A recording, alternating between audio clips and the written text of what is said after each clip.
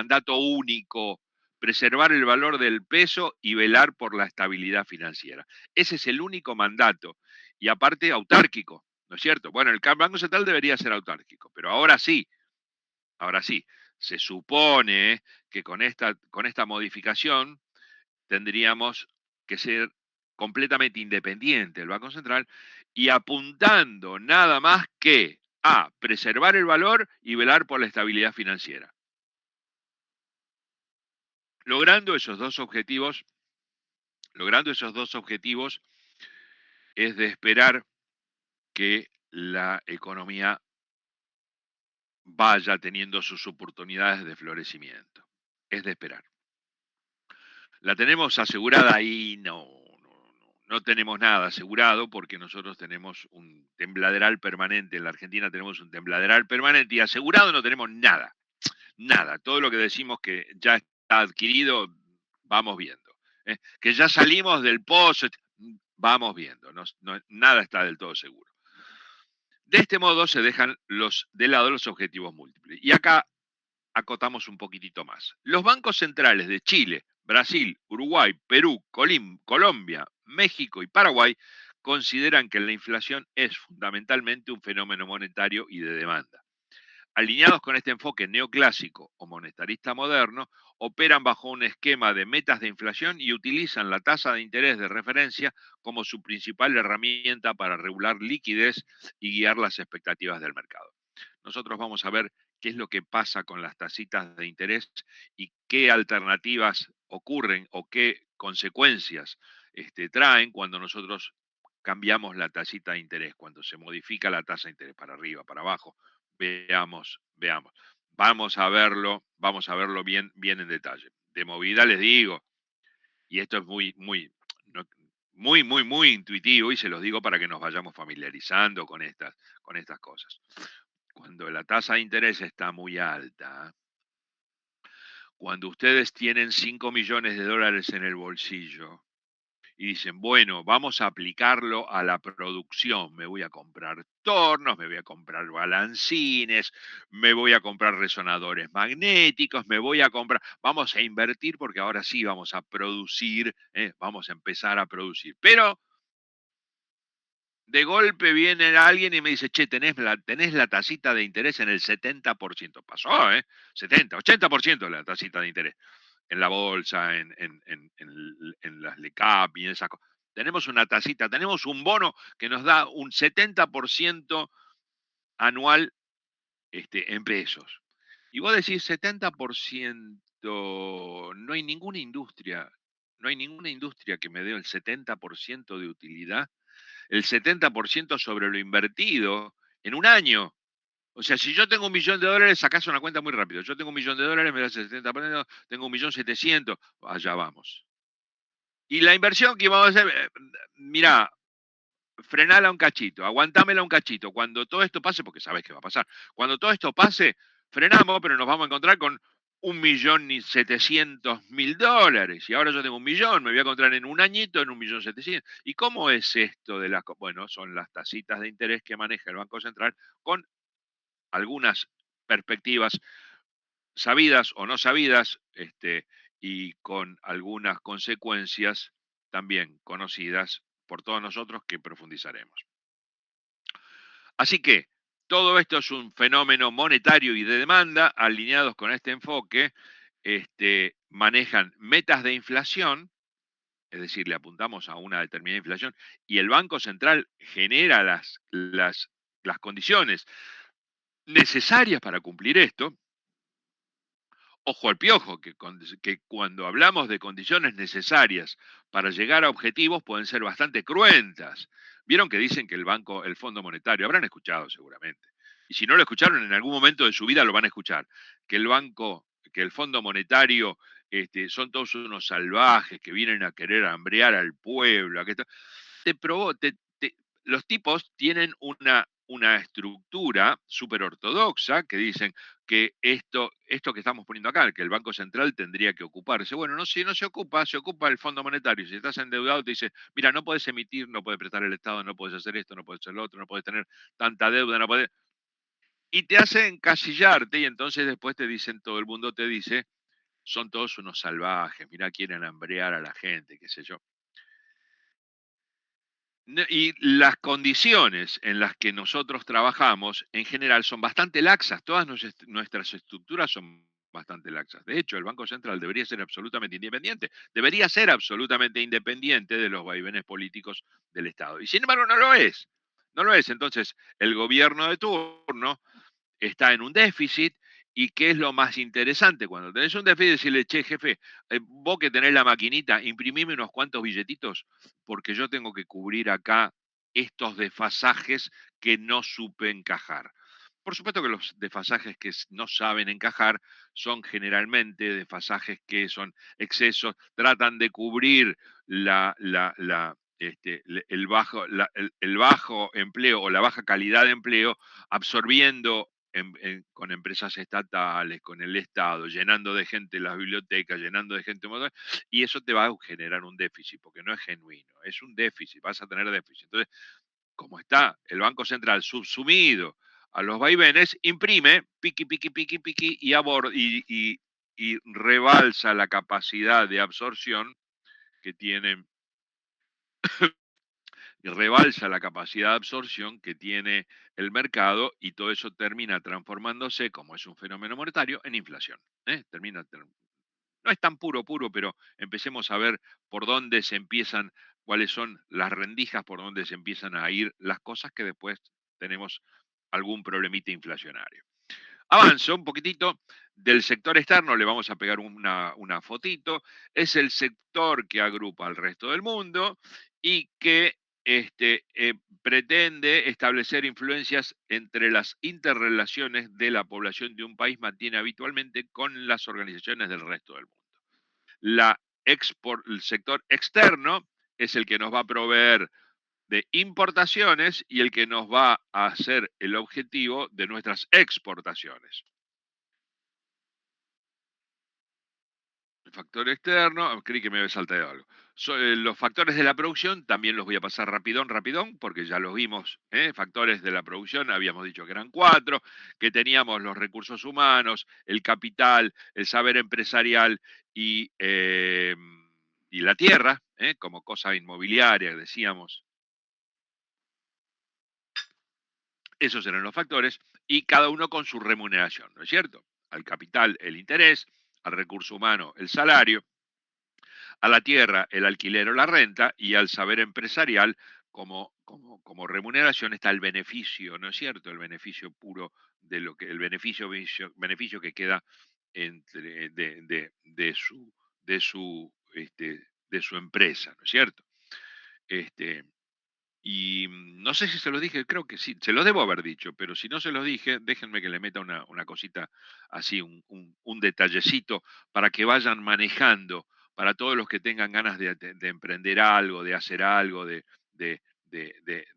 comenzar a hacer algún emprendimiento, sepan, sepan que, y esto lo van a arrastrar todo costos, digo costos porque se los doy yo costos y entonces le voy a meter esa impronta, pero también lo van a ver en evaluación de proyecto.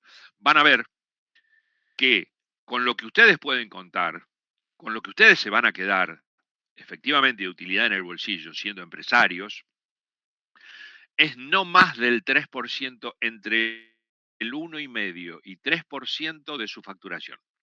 Todo lo demás se van a ir en costos, en gastos, en impuestos. Ustedes van a facturar 100.000 pesos y van a quedar con 3.000 pesos. ¿Eh? Es el 3% de su facturación. Así que si ustedes quieren llevarse a su casita 5 millones de pesos a finales del mes, saquen la cuenta de cuánto tienen que facturar para llevarse 3 millones, tienen que facturar 100 millones por mes. Digo, para que empiecen a tomar un poco de relación. No es que ese sea lo que el salario, ese es el beneficio. ¿Eh? El byte que le decimos, beneficios antes de intereses e impuestos. Ese es el beneficio, no el sueldo, ¿eh? Ojo, el sueldo, ustedes pueden tener un sueldo como propietario y estar desarrollando tal, y yo me pongo un sueldo porque soy el gerente general. Pero sos el dueño, soy el gerente general también. Entonces cobro un sueldo por el gerente general.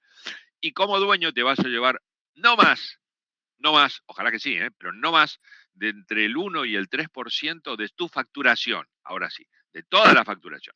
Así que les digo para que empiecen a dimensionar, para que empiecen a dimensionar. Yo me puedo llevar nada más que si yo quiero 3 millones, tengo que facturar 100 millones todos los meses. Fíjense, digo, vamos a poner un cafecito con libritos para que lean. ¿Cuántos cafecitos van a tener que vender para que esos 100 millones ustedes se pueden llevar 3 millones? ¿Se van a poder llevar más plata? Sí, se van a poder llevar más plata, seguro, pero posiblemente se empiecen a descapitalizar o no estén considerando las amortizaciones o no estén considerando un montón de pérdidas de valor que en el momento de la reposición se van a acordar lo que les estoy diciendo. No va a ser así. ¿eh? Es lo mismo que un taxi. Ustedes tienen un taxi, se ponen a trabajar y si no hacen el acopio para la amortización y no hacen la previsión para después poder cambiar el rodado de los 5 o 6 años, y dicen, uy, mirá todo lo que todo lo que tengo acá. No, no, no, no, no, no, no, no. No es así. Profundizaremos en costos esto. No es así. Van a ver que si no hacen el acopio para amortización, se van a llevar un muy gran susto cuando tengan que reponer el recurso, el bien de capital. Entonces, factores de la producción, ya los vimos, son todos estos junto con sus negocios, con el sector de los negocios, es el que nos da el circuito, ¿no es cierto? Y de los negocios que van a salir bienes y servicios útiles. Son los medios materiales que satisfacen las necesidades de los consumidores, de las familias. Hasta acá dijimos de las familias, ¿no es cierto? Las empresas salen y los consume la familia. ¿Y ahora quién más los va a consumir? El Estado y las exportaciones. Y el sector externo, no decimos nada de exportación, y el sector externo. ¿eh? Aparte de las familias, satisfacen a el sector Estado y el sector externo.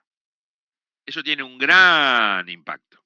Tiene un gran impacto. Si yo hago papas y todas las papas se exportan, vamos a tener carencia de papitas y hasta que tanto los productores de papas tengan la visión de decir, che, todo se lo está llevando McCain, todo se lo está llevando, vamos a tener que hacer más papas, tenemos que tener más papas, porque hasta ese momento, si no se dan cuenta o si no quieren sembrar más papitas y no hacen más papas, vamos a tener desabastecimiento o altos costos. Oferta-demanda, micro, oferta-demanda. Tenemos una gran demanda, se nos empieza a ir un poquitito el precio. Sigo. Servicios, bienes y servicios era el combo, ¿no es cierto? Ahora estamos hablando de los servicios. Son las prestaciones realizadas por los recursos, bienes y servicios, es lo mismo. Y también, por supuesto, los destinatarios son los mismos, los consumidores, las familias, y aparecían estos dos ravioles nuevos, el Estado y el sector externo. Avanzo un poquitito más. Y habíamos dicho oferta agregada. Yo no sé si hablamos de esto ya. Bueno, no importa. Oferta agregada es el volumen de la producción que se fabricará y venderá sector de los negocios y el sector externo. La oferta agregada, como tanto la oferta como la demanda agregada, son las ofertas es toda la oferta. Por eso es agregada, es toda la oferta. Entonces, cuando ustedes escuchen agregados, estamos hablando de macro, y si yo hablo de oferta, es toda la oferta consolidada. De la misma manera vamos a hablar de la demanda agregada, ¿no es cierto? Pero cuando hablamos de oferta y demanda agregada, estamos hablando de esta función macroeconómica, oferta agregada. Y la oferta agregada será el Producto Bruto Interno más las importaciones. Esa será toda la oferta. El Producto Bruto Interno más todas las importaciones. Yo les avancé un poquitito que era el Producto Bruto Interno, y después profundizaremos y lo mostraremos matemáticamente, pero para que vayan entendiendo de qué estamos hablando. El Producto Bruto Interno es una interpretación en pesos, ¿eh? de todo el intercambio comercial realizado en un país a lo largo de un periodo finito, generalmente un año. ¿eh? Es todo el intercambio de todo, la compra de las figuritas del mundial, de las bolitas, de las bombillas para el mate, de los mates, de los autos, nuevos, 0 kilómetros, todas las compras, todo el intercambio comercial que ocurre de bienes nuevos, hacen a la oferta agregada, perdón, al Producto Bruto Interno. Ese es el Producto Bruto Interno. En pesos, el peso. Y por supuesto, ese Producto Bruto Interno dividido en la cantidad de habitantes es el Producto Bruto Interno per cápita ¿Cuánto nos tocaría a cada uno de nosotros si yo agarro todo el producto, todo lo generado y lo divido por la cantidad de habitantes? Importaciones. Es el gasto en bienes que viene proveniente del sector externo. Lo que yo estoy importando entra y está disponible. Por eso, permiso que voy para arriba, por eso lo tenemos acá, ¿no es cierto? Es la oferta. ¿Eh? Todas las cosas de China, todas esas cosas que, digo de China, no por nada, todas esas cosas importantes o no importantes, esas pavaditas que vienen, todas esas cosas, son las importaciones que vienen para acá y van a engrosar la oferta agregada. Y ahí tenemos las importaciones desde el sector externo, va al sector de los consumidores y por supuesto el Estado. El Estado es omnipresente, está siempre el Estado. Y tenemos una curvita de oferta como siempre, solo que ahora la llamamos oferta agregada, y, y acá tenemos el nivel de precios como ordenada de la curva. Y la demanda agregada, lo que necesitan, es la cantidad que consumirá, que gastará el sector de las familias, los consumidores, el sector de los negocios, las empresas, el Estado, fíjense que el Estado está siempre, el Estado y el sector externo es lo que va a demandar, dados los precios, las rentas y otras variables económicas. Y entonces tendremos la demanda como consumo, más la inversión, más el gasto público, más las exportaciones. Estas expresiones las vamos a tener que ir recordando porque cuando hagamos ejercicios nos van a decir, tenemos una demanda agregada, buscamos la demanda agregada y nos dan un montón de variables y tenemos que saber. Por supuesto que es una breve introducción y después vamos a profundizar, pero estas cositas léanlas con detenimiento y con calma porque nos van a hacer falta, nos van a hacer falta. Consumo privado. Es toda actividad relacionada con la decisión de distribuir el ingreso disponible en los distintos bienes y servicios que ofrecen. El sector de los negocios para satisfacer las necesidades del sector de las familias, el sector de los consumidores, el sector de la familia, ¿no es cierto? Consumo privado, el consumo. Inversión privada.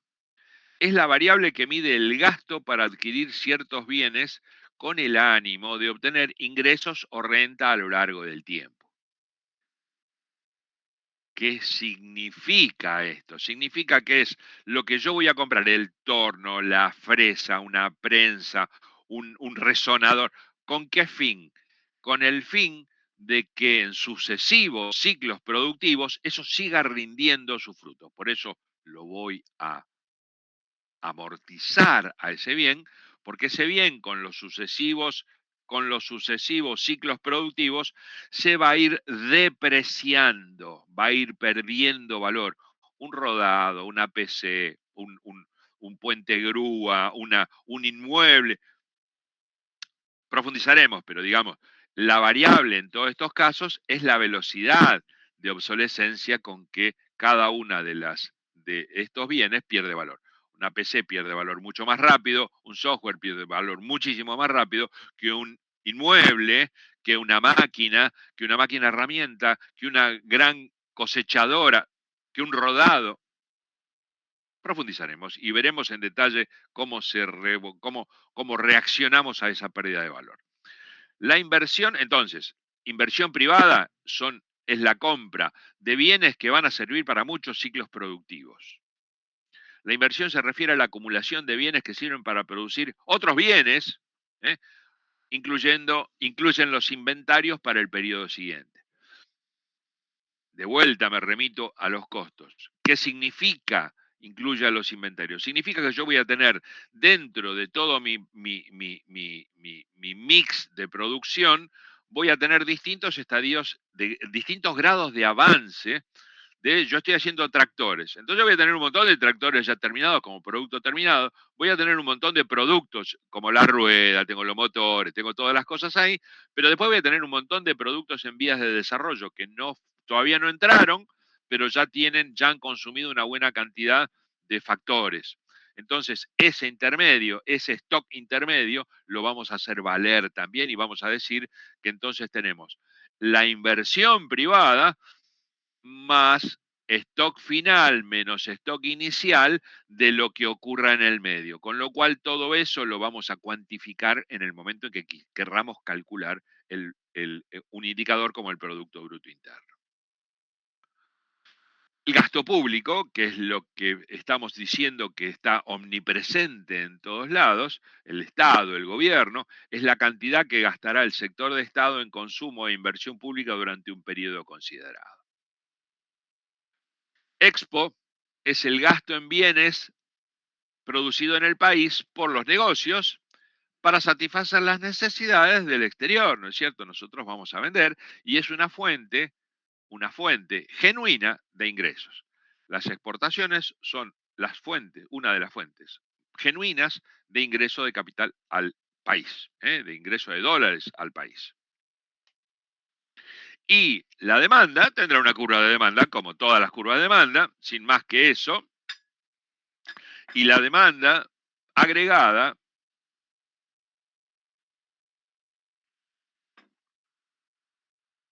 tendrá esta formita y también tenemos el nivel de precio, la demanda agregada. Acá me quedó oferta agregada. Bueno, no estaría del todo bien, ¿no es cierto? Bien. De acá no les estoy mostrando nada nuevo, nada de todo para que digan, ah, mira vos, qué cosa interesante. No, esto es oferta, demanda, como cualquier oferta y demanda, solo que le estamos poniendo el agregado, y el agregado significa justamente que estamos hablando de todo el país, la oferta y la demanda de todo el país. Que tenemos indicadores que nos van a ayudar a poder identificar y cuantificar estas cosas, como los productos brutos que vamos a ver dentro de muy poquito.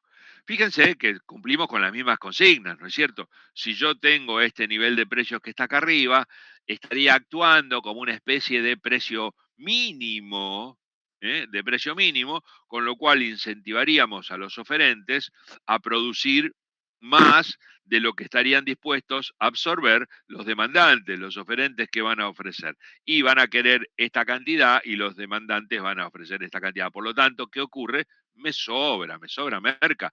Total, porque yo no voy a consumir todo esto. Los oferentes van a poner todo esto a este precio. En el precio de equilibrio, oferta y demanda se encuentran equilibradas, van a demandar, los oferentes van a ofertar lo que los demandantes vayan a demandar y entonces se encuentran en equilibrio, oferta agregada es igual a demanda agregada y por debajito es una especie de precio máximo, ¿no es cierto?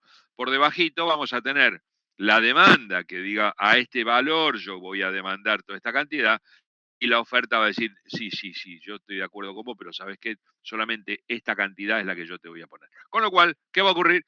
Faltante. ¿eh?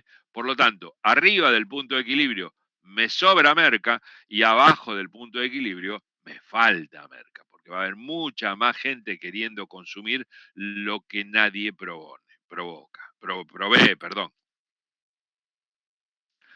Y acá les voy a mostrar un poquito los ciclos económicos, donde le voy a dar la interpretación de cátedra de lo que es el ciclo económico y después vamos a escuchar a Edith que seguro nos va a echar luz de forma muy interesante sobre los ciclos económicos.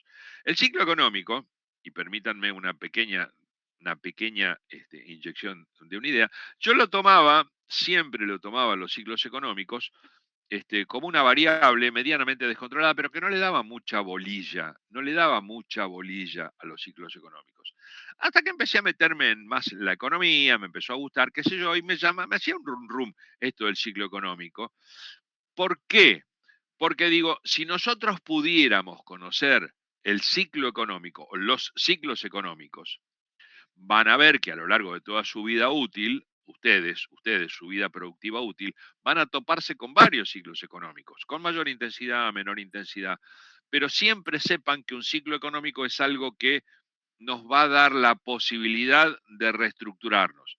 Vamos a pasar por periodos de mucho auge, nuestra empresa va a estar a tope de gama, vamos a tomar gente, y y acá siempre les pongo ese pequeño cuidado, cuidado con esto de tomar gente, cuidado con esto de, me lo van a escuchar muchas veces a eso, por experiencia propia y porque aparte hay un correlato de por qué digo esto. Porque tenemos ciclos que son sinusoidales, ciclos que pasan por máximos y por mínimos, que cuando estoy en el máximo sé que tengo que hacer un amortiguador porque atrás del máximo va a venir un mínimo. Lo difícil es saber dónde estoy.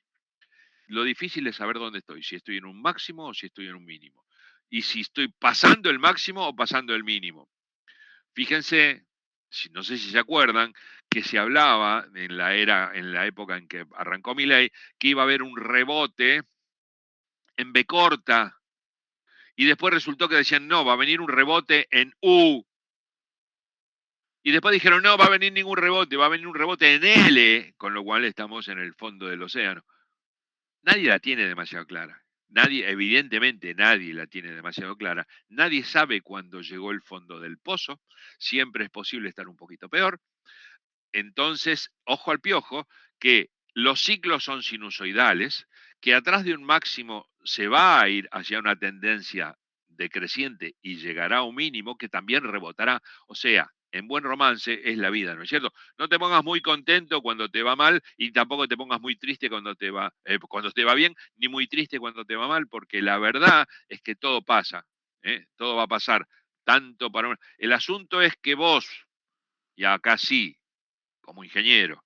El asunto es que nosotros, como ingenieros, tengamos la sabiduría de saber que estamos en un máximo y hagamos el amortiguador, para que cuando estemos en un mínimo no sea tan cruento, no sea tan cruento para todos. No tengamos que despedir al 70% de la gente porque no fuimos previsores y tomamos gente a lo loco en el máximo y después en el mínimo nos sobra gente por todos los costados. Hacemos agua por todos lados y primero absorber y despedir gente, tomar y despedir gente es tomar es súper hermoso tomar gente. En las pymes, ¿no es cierto? La pyme es una felicidad, la pyme está contenta todo, la gente está contenta porque hay más gente, porque se están creciendo, el dueño está contento porque está creciendo, la empresa está toda contenta, florece, toma gente, es hermoso. Al que vos tomás, está contento porque consiguió trabajo, consiguió un mejor trabajo. Es toda una alegría y atrás viene la contracara del ciclo, es muy traumático despedir gente. Les aseguro que a uno se le caen las lagrimones cuando tiene que despedir. En una pyme, ¿no es cierto? O sea, en una multinacional uno no tiene ese vínculo. Pero en una pequeña empresa sí, conoce a todos los empleados y realmente trata de decir, no te quiero despedir, por favor, no hagas esto, vení en un horario, si tu horario es a las 8 no me caigas a las 12 todos los días. Y vos le das oportunidades y hay un punto donde tenés que despedir y es muy traumático, siempre es muy traumático despedir gente de una pequeña empresa, porque vos conocés todo. Entonces, ciclos, como su nombre lo indica, es un ciclo, es algo que va a pasar por máximos y mínimos y va a pasar por todos estos periodos. Auge, estamos en el máximo. Empieza a decaer, empieza a ocurrir una recesión. Llega la depresión cuando estamos en el fondo del mar y después aparece la recuperación. Y ahí está la sinusoide, ¿no es cierto? Ahí está la sinusoide, que va a tener esta formita, que sabemos que ocurre así, sabemos que tenemos auge, depresión y así, ¿eh? Que atrás de un auge viene una depresión, no les quepa duda, es así, es así. Lo que tiene son distintas duraciones, eso sí. ¿Eh? Y no siempre nos dimos cuenta de que existían ciclos económicos. Nos dimos cuenta que había problemas, que había crisis, que ocurrían cosas, pero en general se pensaba que tenía que ver con factores climáticos, entonces teníamos una cosecha muy mala, entonces eso explicaba un poco la depresión, porque no había mucho, porque habíamos tenido problemas climáticos, problemas de guerra, pero resultó que después no solo eran estos problemas, sino que existían ciclos económicos que ocurren sistemáticamente, auge, depresión y así. Lo importante no es que ocurran, sino que la resultante, la recta de tendencias, tenga una pendiente positiva, tenga esta forma. Entonces vos vas a ir surfeando y tu empresa va a ir teniendo esta pendiente positiva. Esa recta de tendencias es la que a nosotros nos interesa. No nos podemos blindar contra todo eso. Fíjense que yo les pongo acá una pequeña investigación de lo que son las crisis económicas o los ciclos económicos, porque la verdad es que a mí me llamó mucho la atención y resultó que había mucha biblioteca metida a estudiar los ciclos económicos, porque si pudiéramos dominar los ciclos económicos, tendríamos una gran parte de nuestra producción solucionada. Yo sé cuánto producir más, producir menos, porque viene una depresión, porque viene un auge. Entonces, todo eso, poder gobernar los ciclos económicos, poder pensar y saber que en qué lugar estoy parado, que eso es lo difícil, me daría una ventaja muy superior contra cualquier cosa, porque sabría exactamente cómo dosificar mi penetración en el mercado, cómo entrar y cómo salir del mercado y protegerme, ¿no es cierto? En los últimos 40 años, permítanme que les lea esto un cachito, se han sucedido graves crisis económicas internacionales que han afectado a todas las economías, generando o agravando diferentes desequilibrios, en mayor o menor medida según los distintos contextos nacionales. De otro lado, también se han conocido dos periodos de importante crecimiento económico correspondientes aproximadamente a la segunda mitad de los años 80 y gran parte de los años 90. Fíjense los ciclos, ¿no? No estamos hablando de que se te va la vida en un ciclo. No, hay un montonazo de ciclos. Ahora vamos a ver que hay gente que se ha puesto a estudiar la frecuencia de las oscilaciones para poder llegar a este punto de decir, si yo gobierno cuándo viene el auge y cuándo viene la depresión, gobierno tengo una información de gran valor porque sé cuándo activar mi producción y cuándo desactivarme, si estamos hablando de cosas productivas, ¿eh? O inversiones, por ejemplo. Saber todas esas cosas a mí me da una ventaja muy importante. Efectivamente, ¿las podemos saber? No, pero sí las podemos intuir.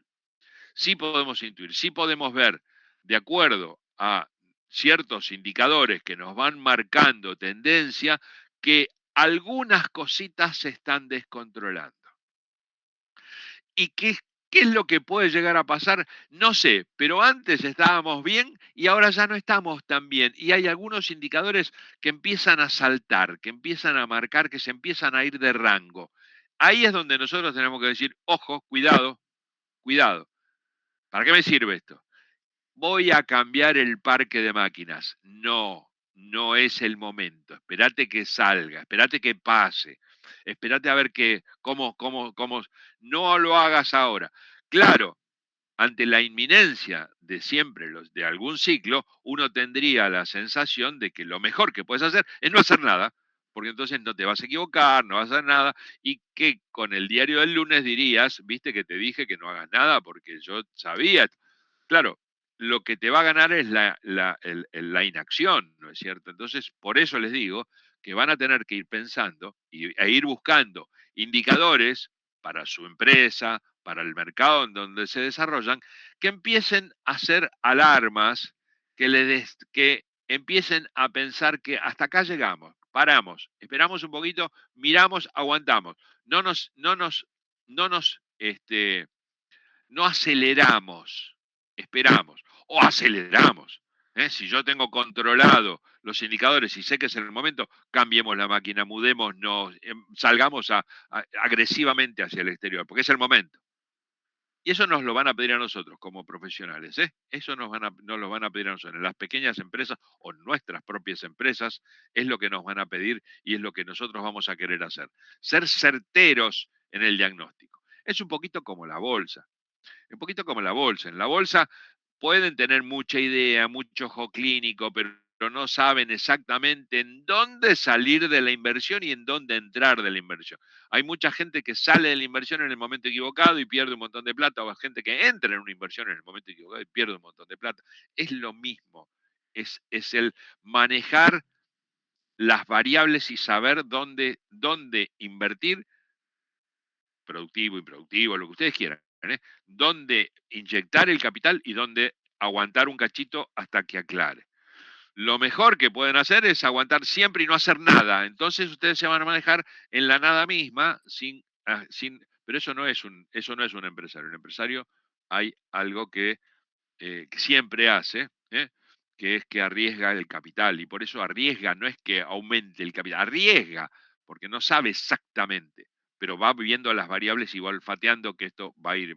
Nosotros, con conocimiento, podemos demostrar que las cosas están hacia una tendencia a la baja, hacia una tendencia al alza, y entonces ahí podemos accionar con las empresas. Paso. En un entorno así es lógico que la dimensión internacional del ciclo haya constituido un tema de análisis, por lo que estamos hablando. El estudio de los ciclos en un mundo cada vez más global. Ah, espérate, yo acá les quería mostrar algo. Acá. Siempre hablamos de catástrofes, siempre hablamos de crisis, pero acá teníamos dos intervenciones importantes, que fue la de China y Rusia del salir de sus estructuras originales económicas, con lo cual y debido al peso específico que tiene cada uno de estos monstruos, debido al peso específico, han realizado, en el momento del consumo, han realizado grandes absorciones de productos y en el momento de las crisis han colocado grandes cantidades de productos. Por eso, por eso tenemos a toda la parte china, que es lo que viene a abordar un montón de productos de muy bajo costo que impactan directamente y nos provocan y han provocado ciclos económicos. Dicho esto, sigo. Después léanlo, porque es súper interesante.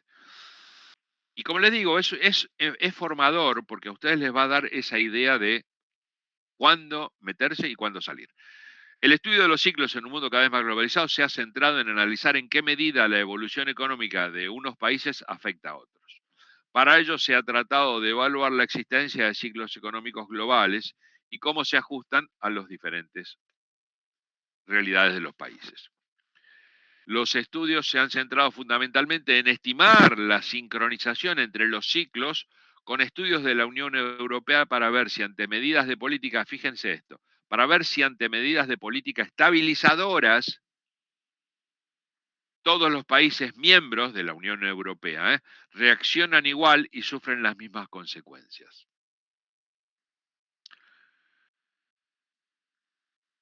Las medidas, ¿por qué? A ver, esto que nosotros le decíamos de grandes ciclos, grandes amplitudes, grandes máximos y muy bajos mínimos, eso hace que esa violencia, esa virulencia de los ciclos económicos, hace que cuando estamos en un máximo se generen muchas empresas, se absorba gran cantidad de trabajo, estamos demanda a full, tenemos el 100% de la capacidad productiva, tremendo. Y cuando cae tan profundamente que no hay forma de que todo ese entramado productivo sobreviva. Entonces hay una gran mortandad de empresas y las mortandades en las empresas son muy cruentas, no solo por las cosas que conllevan, que son el despido, generan despidos, generan mucha desocupación. No solo eso, sino que se pierde mucha plata si vamos a lo estrictamente monetarista. Se pierde muchísima plata. Armar una empresa sale mucha plata en tiempo y mucha plata en inversión. Sale mucho. Que todo eso sea improductivo y se pierda en el ciclo económico es gravísimo. Entonces, ¿qué es lo que están tratando de hacer? Y no están tratando están tratando de morigerar máximos y mínimos. Entonces, si yo tengo un ciclo que me hace así, como un osciloscopio, y estamos al horno con papa, porque de golpe vas a generar y de golpe vas a destruir. ¿Qué buscamos? Y que sean un poquito más atenuado, que sea más modulada esa onda, sin que sea tan cruenta. Entonces vamos a tener auge y depresiones, pero mucho menores, y nos va a permitir evolucionar sin tanta crueldad. Eso es lo que están tratando de hacer, y estaban tratando de fijarse si lograban que morigerando algunos de los impactos de los países más importantes sea un derrame hacia el resto de los países también. Si bien existen similitudes en los países europeos, cada uno ha exhibido diferencias en la duración y profundidad de las fases recesivas y expansivas. En resumen, las medidas estabilizadoras en Europa han tenido un impacto positivo al reducir la volatilidad económica. Vamos a modular un poquito la onda, ¿no es cierto? Y apoyar la recuperación, pero también ha presentado desafíos y limitaciones, especialmente en la coordinación de políticas y en la generación de los efectos y en la gestión de los efectos secundarios. Es lo que les digo, ¿no? Que evitamos, recortemos esto y hagámoslo un poquitito más, una onda un poquito más modulada. La gran preocupación por las crisis económicas que arranca con la revolución industrial constituyó el germen de lo que posteriormente llevaría a estudiar los ciclos económicos. Se lo dejo para que ustedes lo lean, no les agrego mucho más a esto, pero es súper interesante todo esto que les estoy comentando porque si nosotros lográramos, y ese es nuestro objetivo, ¿no es cierto? Si nosotros lográramos tratar de predecir lo que viene con cierto grado de certeza, digo cierto porque nunca vamos a poder predecir exactamente, pero esto que les digo, los indicadores hacia el final de la materia van a poder analizar los distintos ciclos, la cantidad de dinero circulante, qué es lo que está pasando, cuándo está una moneda mejor que, o peor, y eso nos va a permitir ir pronosticando lo que puede llegar a pasar. ¿Vamos a tener la certeza? No, pero vamos a ir pronosticando. Y como vamos a ir pronosticando y vamos a ir ensayando, muchas veces, la primera vez le vamos a chingar, lo mismo que cuando hagamos el presupuesto. Van a ver eso. Cuando ustedes hagan el primer presupuesto que hagan para su vida, le van a pifiar, pero van a aprender. A la segunda presupuestación van a ver que son más certeros. A la tercera mejor y cada vez van a ser más certeros en cuanto a la asignación de recursos. Los primeros van a ser fallidos, van a ser muy malos, como todo, ¿no es cierto? Las primeras veces van a ser complejas y vamos a aprender de esos errores y nos va a permitir ser más certeros en la adjudicación de recursos para el ciclo siguiente. De la misma manera que esto apoya, esto nos ayuda a que veamos, a pronosticar qué es lo que puede llegar a pasar hacia adelante. Algunos autores desde el primer cuarto del siglo XIX, como Malthus, ya hablaban de fluctuaciones económicas que se alternaban entre prosperidad y adversidad. Fíjense la época, ¿no? De 1800. Juglar, 1863, en su obra Las crisis comerciales y su retorno en Francia, demostró que las crisis no eran fenómenos aislados, sino parte de una fluctuación de la actividad comercial. Y que se podían distinguir periodos de auge, crisis y recuperación, que se producían siempre en ese mismo orden, siempre en esa forma sinusoidal, y Jevons investigó los registros del comercio inglés en los siglos XVIII y XIX, encontrando 16 crisis en 157 años. 16 crisis en 157 años. Con lo cual, miren este numerete, con lo cual, tenemos entre punta a punta de cada ciclo 10 añitos, más o menos, ¿no es cierto? 10 añitos. A veces se acelera un poquito más, a veces se acelera un poquito menos, pero fíjense ustedes la amplitud del ciclo y entonces en no tanto tiempo ustedes pueden pasar así y así. Con lo cual, tienen que estar atentos en el momento en que llegamos al auge para poder no ponerse demasiados contentos y hacer el amortiguador necesario para poder salvar con creces la depresión. Se pueden señalar los tres movimientos, bueno, esto no los aburro, ahí tenemos estos, ahí tenemos todo esto, el ciclo que es sinusoidal, tenemos la duración y tenemos la amplitud. La tan dañina amplitud de entre los máximos y los mínimos. Si logramos morigerar esos máximos y mínimos, vamos a lograr una gran supervivencia de empresas. Aunque al inicio de los ciclos económicos no pueden precisarse, su primera aparición clara e innegable surgió en el Reino Unido a principios del siglo XIX. No es que no existieran, es que no se medían y no tenían idea qué era lo que estaba pasando, hasta que se dieron cuenta que era cíclico, que así como veníamos, pasaban los ciclos. Claro, primero había que darse cuenta de las cosas antes de poder asegurar nada, pero antes no se tenían en cuenta. Y ahora aparece a mediados del siglo XIX que arrancan con los estudios de los ciclos económicos. Francia, como caso particular, bueno, se lo dejo para que ustedes lo lean porque eh, todo esto es un poquito una investigación que yo hice de porque me interesó, digamos, los ciclos económicos y evidentemente es muy interesante poder predecir la venida de un ciclo, de en qué estadio te encontrás y cómo podés salir de ese ciclo, porque va la vida de la empresa muchas veces metida en estos ciclos económicos. Y tendencia es la recta de tendencias que nos permite ir por medio de cuadrados mínimos, por medio de rectas de tendencia, ir buscando hacia dónde es que está apuntando, para bajito o para arribita. Que eso se los planteé cuando nosotros vimos ciclo de vida de un producto, que rápidamente se los dibujé y que el año que viene, al principio del año, vamos a volver a verlo, si hacemos costos juntos, vamos a volver a verlo también en la primer clase. Les voy a hacer hincapié en estas cositas como para que ir sentando un poquito de precedentes y que no se lo olviden, que no se lo olviden porque es justamente la diferencia entre el ingeniero, entre el profesional y el no profesional. Esto es la diferencia. Saber predecir lo que estaría viniendo. Con el diario del lunes ya sabemos lo que nos pasó. Predecir es otra cosa. Es otra cosa. Bueno, eh, yo pararía un segundito acá, la dejaría a Edith que nos cuente un poquitito de los ciclos. Ella tiene una presentación muy interesante que ahora va a compartir. Y después de esto, cuando termine esto, seguimos con el resto de esta primer parte de renta. Y después profundizaremos y ya llegaremos a los ejercicios si todo sale bien. Edith, ¿estás por Bueno, allí? bueno, sí, acá estoy, acá estoy.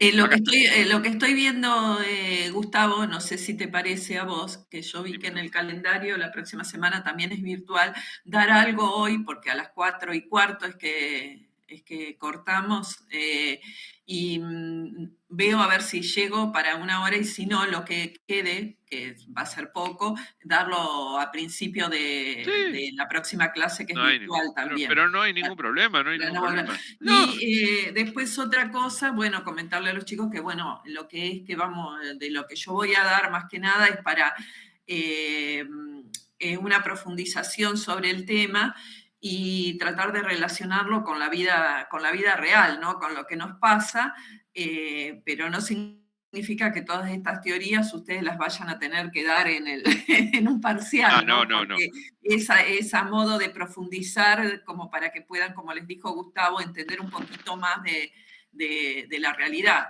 Entonces, como hemos vivido tantas crisis, vamos a abordar un poco el concepto de crisis, las teorías que se manejan en tanto que algunos autores. Vamos a ver las crisis argentinas.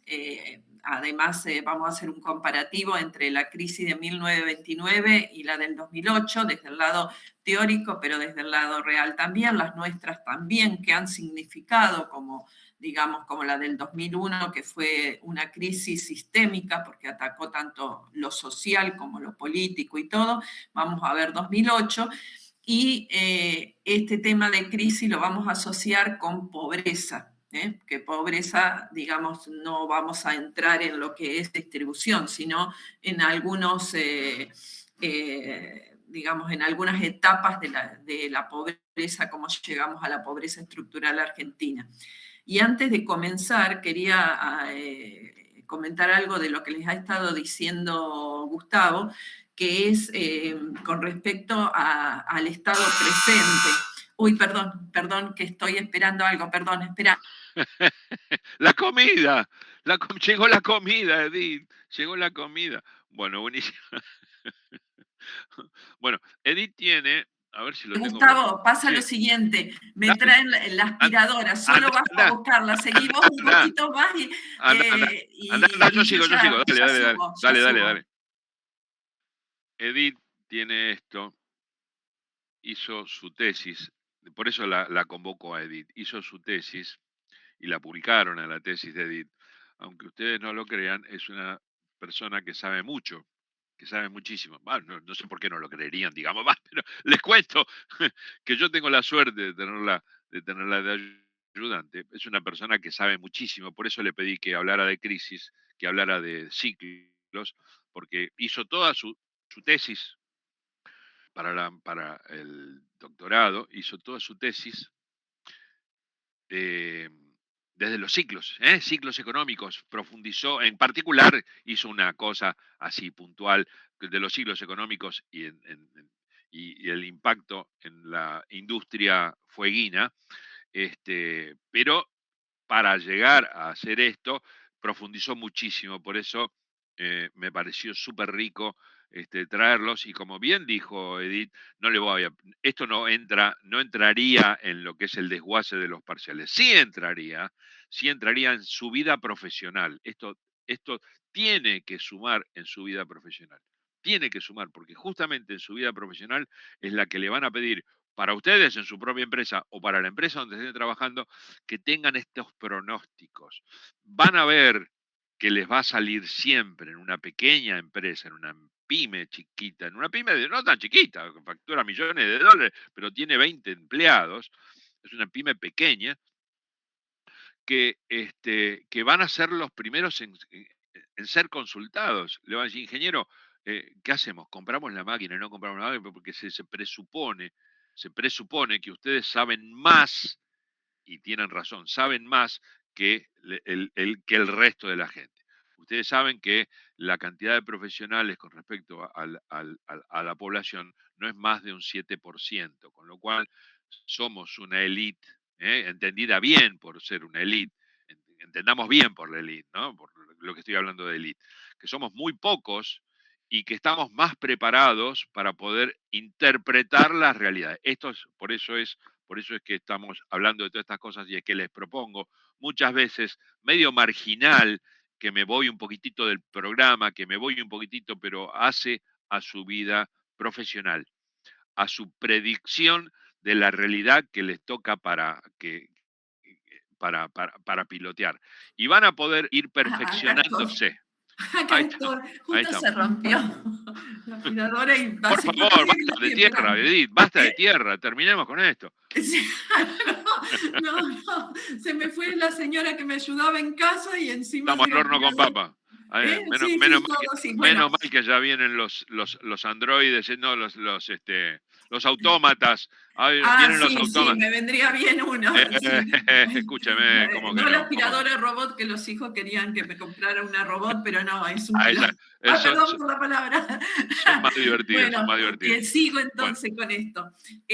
Lo que yo les estaba diciendo, que Gustavo les había dicho de que el Estado presente o si no está, lo que solemos decir es que el Estado siempre está por acción o por omisión, como les decía Gustavo. Puede retirarse, pero no se retira del todo porque siempre tenemos regulaciones. Si tiene que hacer un salvataje o si tiene que hacer una ruta y se retira cuando decide no hacerla. Pero el Estado está en nuestras vidas. No es que el Estado está presente, si hace la ruta, si desea no hacerla y se retira, digamos, podría ser una omisión si no la toma nadie. Entonces, esto es con respecto al Estado. Después veremos más adelante el gasto público, que es otra cosa, ¿no? Así que, bueno, vamos a empezar a ver si me toma espera, la presentación. A ver, dejo de compartir. Espera, sí, dale, ajá. ahí, ahora sí, ahora sí. A ver, a ver. A ver, tiki, tiki. A ver, no. No. Acá.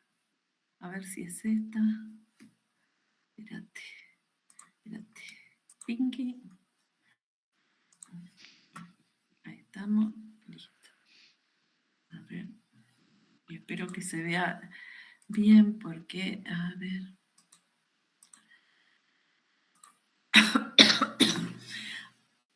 Ahí venimos, ahí venimos. Venimos, a ver. Sí, sí, sí, se Ay, a ve, ver. se ve, se ve, se ve. Se Se- ve, se ve. a ver. Ay, ahí está. A ver, se ve, ¿sí? Sí, sí, Bueno, se ve. ahora espero bueno, si ahí se ve, lo que yo no puedo es hacer, ¿cómo es?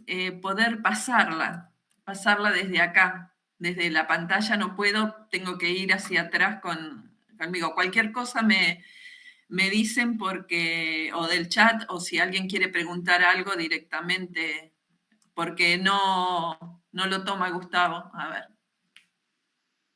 ¿Cómo no lo ahí toma? se ve bien. Sí, sí, se ve, fenómeno. Bueno, acá les estaba, vamos a retomar algunas cosas, pero yo no voy a entrar en una explicación que acaba de darles Gustavo. Así que ustedes lo que tienen acá es la descripción gráfica del mismo, de lo que les compartió Gustavo. Y acá lo que podemos decir, él les decía, de tomar medidas antes de que el ciclo tome en recesión. Esto nosotros lo vimos, a ver si puedo tomar acá un lápiz. Eh, Acá nosotros vimos, lo que les decía es que se empieza a calentar la economía, un periodo de expansión. ¿Qué es lo que puede hacer en el periodo de auge para no caer acá? En el periodo de auge lo que puede hacer, porque acá lo que hay es que se sobrecalienta la economía y si no hay producción igual, lo que ustedes van a tener es una mayor inflación por alza de precios, por falta de producción, por falta de oferta. Entonces, el Estado no sería bueno, no siempre se hace porque es lindo tener gran crecimiento de la economía, pero crece a la vez la inflación. No es que no haya que tener inflación, el tema es que no tiene que ser demasiada inflación autogenerada. Entonces, en el periodo de esta expansión es en algún momento tomar alguna medida para que no se sobrecaliente la economía. Por ejemplo, en el caso nuestro, cuando las tarifas eran muy baratas, especialmente en el caso de la capital, y una inflación alta, o sea, tomar en un periodo de auge o de crecimiento un tipo de medida así tan antipática como es incrementar tarifas de servicios públicos, es mejor tomarla acá que empezar a tomarla cuando ya esto está mal, cuando la economía está mal y entra en una fase recesiva. ¿Por qué? Porque Gustavo les hablaba a ustedes de lo que es el ajuste y lo que es el ajuste estructural. Una política de ajuste se hace acá, en este periodo donde está la inflación incrementándose. Una política o plan de ajuste estructural es otra cosa, es con reformas distintas. No es solo ver que cómo bajamos la tasa de interés o si subimos la tasa de interés para que la gente tenga menor demanda de dinero para que no se caliente la economía, o el plan platita, eso que les decía a veces Gustavo. ¿Qué pasa? Cuando hay que hacer un ajuste estructural es otra cosa, porque hay que cambiar políticas de precios y salarios. O sea, si hay aumento de precios, el salario puede ir a la baja. Y ustedes están observando. También, por ejemplo, puede ser una política estructural con respecto a precios y tarifas. Una política estructural es un cambio en el régimen jubilatorio. Una política estructural es un cambio en la legislación laboral. Todo tiene que ver con la parte impositiva también y con el tema del gasto público. Entonces, es un problema si no se toman en las fases de expansión algún tipo de políticas por las cuales tener que ajustar el ciclo para no caer, digamos, en una recesión. Una recesión cuando es nacional, también podemos tener recesión por crisis internacional. Ahora, ¿cómo es la política que se aplica acá, llegado a esta parte del ciclo? Se le denomina, más que nada, son las políticas que ustedes escuchan hablar de corte neoliberal o de neoclásicas, que lo que hacen es restringen la expansión. Y acá en la parte recesiva, para no caer en una depresión, ¿qué es lo que sucede en una recesión? En una recesión lo que va a aumentar va a ser el desempleo. Entonces, al aumentar el desempleo, significa que muchos de los privados se han retirado o hay empresas que han cerrado. Algunas se podrán abrir de otros rubros, pero si hay desempleo, la única manera de salir de acá es, por ejemplo, con subsidios a créditos más económicos para las empresas, ver el tema del endeudamiento, que ustedes lo están escuchando en estos días, ver el tema, por ejemplo, de hacer obra pública para que pueda haber una mayor expansión de la construcción, o sea, alguna cosa que pueda sacarlos rápido del tema de la recesión antes de llegar a la depresión. Estas medidas que se toman no son ya neoclásicas como en este lado, sino que serían teorías keynesianas. Son teorías keynesianas para no caer en la depresión. Ahora bien, vamos a ver un poco de estas teorías, hay un montón, pero vamos a ver las principales. Cuando ustedes ven acá, dice, ¿qué es los ciclos económicos y cómo esto es en el tema de las crisis? En realidad, el ciclo económico son parte del funcionamiento del capitalismo. Ahora, ¿esto qué significa como que son parte del capitalismo? Significa que durante los gobiernos del comunismo, por ejemplo, en la ex Unión Soviética, no había crisis, sí, lo que no hay es forma de estudiarlos. Entonces, y además porque era una economía planificada, se lo planifica desde el Estado, sin una actividad privada. Entonces, las crisis que se estudian tienen que ver con las finanzas, con la sobreproducción, con la baja en la demanda. Entonces, son del capitalismo. Tienen que ver, como les decía Gustavo, con la revolución industrial. Se repiten en el tiempo, son ciclos, entonces esto nos está hablando del tiempo. Ahora bien, ¿cuánto tiempo es eso? En promedio son 10 años, 12 años. Ahora bien, hay algunos ciclos que son totalmente volátiles, como los ciclos financieros. Entonces, esos tienen otro tipo no tienen esto que nosotros recién acabamos de ver con esta forma, sino que tienen una forma mucho más de serrucho, van y vienen. Esos son ciclos muy, muy cortos que tienen que ver con la volatilidad del ciclo financiero. ¿Hay ciclos más largos? Sí, por supuesto. Son los denominados los ciclos de Kondratiev, que luego Kondratiev los va a tomar Schumpeter, que Schumpeter ustedes lo habrán escuchado nombrar por el tema de la destrucción creativa, ¿no? El tema de la innovación. Entonces, Kondratiev va a decir que existen ciclos mucho más largos que los de 10 años, o los de un año, por ejemplo, en un tema de finanzas, de la volatilidad de algún instrumento financiero.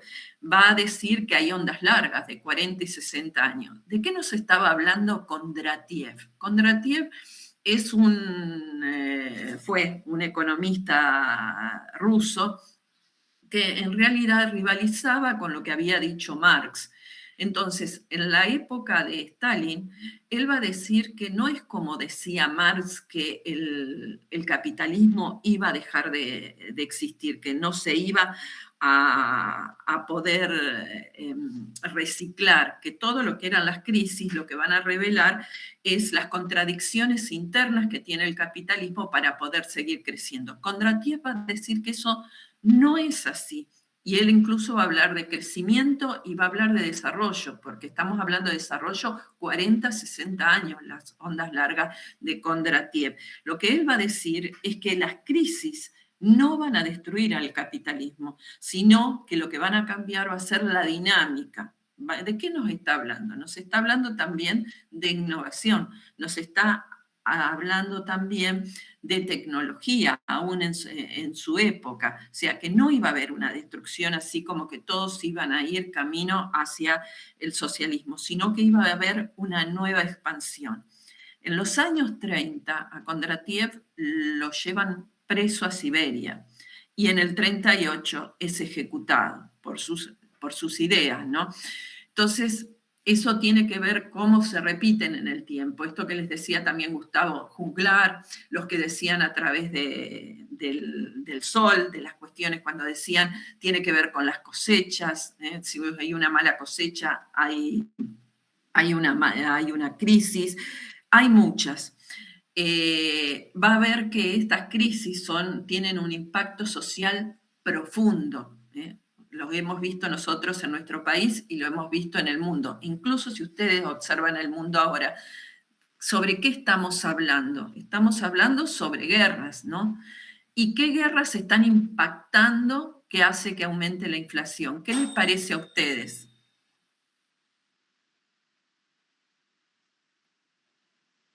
¿Están por ahí? Hey. Guerras como todo lo que pasó con el estrecho de Hormuz. Muy bien, porque eso, ¿qué fue lo que hace cuando se cierra el estrecho de Hormuz, que aún, digamos, seguimos sufriendo sus consecuencias, lamentablemente, y de toda esa guerra de Medio Oriente? ¿Cuál fue el impacto en el mundo? Y el precio del barril del petróleo aumentó. Muy bien. Fíjense en que ese hecho hace que todo suba el precio del combustible. Y al subir el precio del combustible, en realidad lo que está haciendo es el aumento de los costos de las empresas, de todos los costos.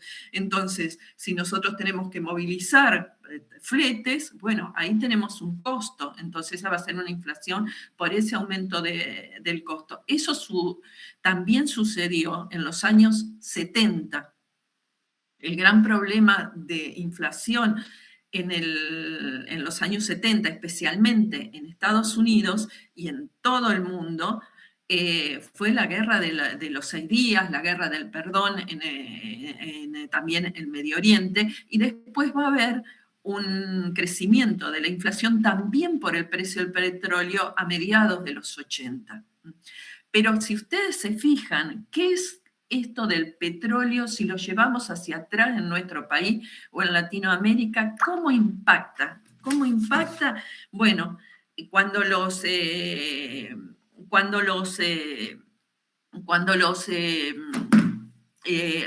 existe este aumento del petróleo, los países petroleros comienzan a tener una mayor cantidad de divisas. ¿Qué sucede con esas divisas? Imaginen en el siglo XIX, el exceso de capital que había más que nada en Europa con la revolución industrial, viene hacia Latinoamérica en que, por ejemplo, en inversiones en ferrocarriles, ¿no? En inversiones en puertos, o sea, para poderse llevar lo que eran las cosechas, lo que había de ganado, o sea, era otra la inversión. Pero en los años 70, esos petrodólares que le llamaban, que es el ingreso de divisas por el aumento del petróleo, eso lo que va a hacer que ya no va, digamos, a ferrocarriles, sino que va a ir a los bancos.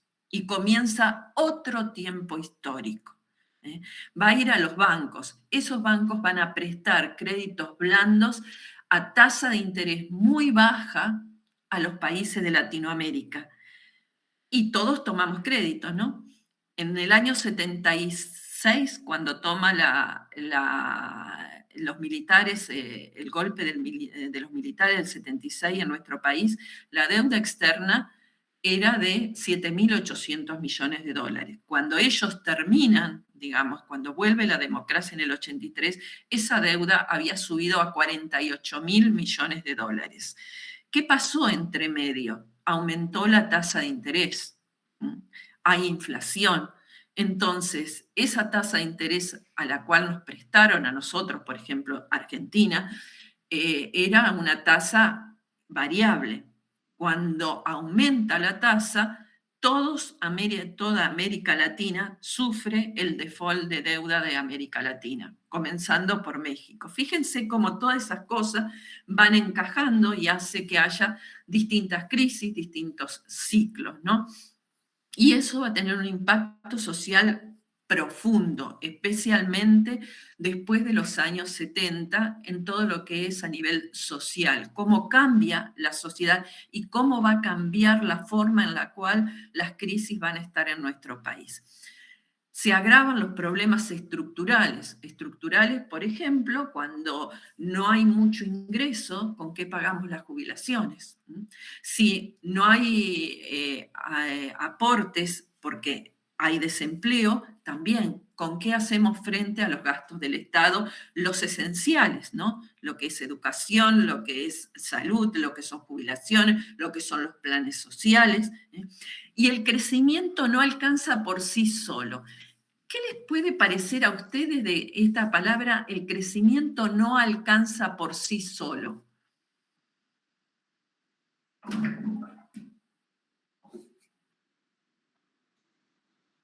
Por ejemplo, un país crece, ¿eh? Y acá uno de los ejemplos más claros es los años 90. Hubo varias etapas dentro de lo que es la década de los 90, ¿no?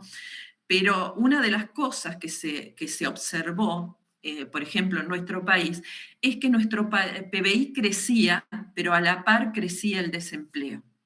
Entonces significa que el crecimiento, que haya crecimiento de un PBI, por sí solo no alcanza para frenar un problema que se está agravando, una recesión que empieza a entrar hasta que nuevamente, o cambios estructurales, por ejemplo, estos cambios que va a traer la inteligencia artificial, bueno, en su momento, por ejemplo, que trajo los cajeros automáticos para los empleados de banco, todo eso lleva su tiempo. Entonces, quedamos que estos ciclos económicos son parte del funcionamiento del capitalismo, y se repiten en el tiempo. Lo que va a variar es de acuerdo a la cantidad de años que pueden tener y cuáles son los síntomas y cuáles son, digamos, sus consecuencias, pero en realidad siempre están. La verdad es que es eso.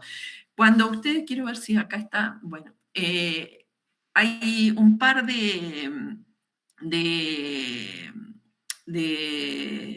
teorías que yo quisiera compartir con ustedes. Dicho de qué se trata, digamos, los ciclos, vamos a decir de aquellos que estudiaron, ya Gustavo les nombró a Juglar, yo les nombro a los neoclásicos. Y les voy a anotar algo de los neoclásicos. Y ustedes me van a decir si se puede o no. A ver si puedo, por acá abajo, a ver. No me toma. Sí, acá lo tengo. Vamos por los neoclásicos. Yo al final de la presentación, no la tienen hoy porque la verdad es que la quiero sintetizar lo más que pueda, pero al final van a tener unas infografías, no hechas por mí, sino la infografía hecha con IA, para que les quede como un breve resumen de algunos autores. Pero a mí lo que más me interesa son 3, 4 corrientes de pensamiento sobre las crisis. Una, les digo, es los neoclásicos. Los neoclásicos porque es lo que se habla actualmente, ¿no? ¿Qué es lo que puede? ¿Cómo se sale de una crisis según la teoría neoclásica? Hay 2 neoclásicos muy importantes. Ellos en realidad abrevan significa, digamos, que toman ideas de Adam Smith. Esto de que el mercado se tiene su, ¿cómo les podría decir? Que el mercado se autoconstruye a través de la mano invisible, se autocontrola a través de la mano invisible, que en realidad esa mano invisible es la realidad de lo que ustedes vieron en el micro, que es la oferta y la demanda van a llegar a un acuerdo en los precios y a través del precio eso va a hacer que el mercado se equilibre. Bueno, ellos dan unas teorías también con respecto a qué sucede con estos ciclos y qué sucede con la época de crisis. Bueno, en realidad los neoclásicos van a trabajar con la oferta. ¿Y qué van a decir? Y ahí van a ver la diferencia con los keynesianos. Van a decir que primero, esto es ahorro, gente. Lo que ustedes vieron con Gustavo, consumo y ahorro. Esto es ahorro. Van a decir que el Estado, digamos, o sea, hay que incentivar el ahorro. ¿Cómo se incentiva que la gente ahorre? Aumentando la tasa de interés. Vayan prestando atención porque yo quiero que ustedes mismos me digan alguna crítica o no, o qué les parece bien de esta teoría. Entonces va a decir, ¿cómo es que la gente va a ahorrar? Entonces primero tiene que suceder una política del Banco Central, intentar que la tasa de interés aumente, llevar a una menor, por ejemplo, una menor emisión monetaria para que la tasa de interés aumente. ¿Qué es lo que van a decir? Cuando aumenta la tasa de interés, la gente va a querer ahorrar más. Este ahorro va a hacer que haya más dinero en los bancos. Y al haber más dinero en los bancos, lo que va a suceder es que la tasa de interés va a bajar.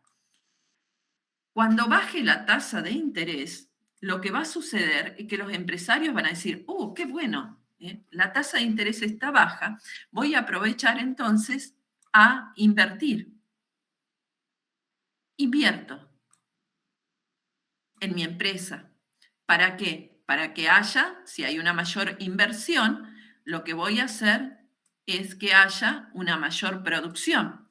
Y si hay mayor producción, el efecto del desempleo durante la recesión llevado a la crisis, lo que va a hacer esta mayor producción es determinar que haya mayor empleo. Él es trabajo, muchachos, él es trabajo. Y este mayor aumento de trabajo lo que va a hacer es que el consumo general aumente. Acá estamos hablando de macroeconomía, no de microeconomía. Así que acá está el ahorro de todas las familias y el consumo de todas las familias. La inversión es inversión privada. Inversión privada, esto que les decía Gustavo, las empresas. Ahí. Y esto del ingreso, el ingreso de las empresas va a hacer que, digamos, que aumente, va a haber una mayor producción y esto van a requerir más trabajadores y esos trabajadores van a tener ingreso y ese ingreso va a hacer que haya consumo y se acabó la crisis, se reactiva todo. Esta es la teoría neoclásica, esta es la famosa ley Say. Ley Say.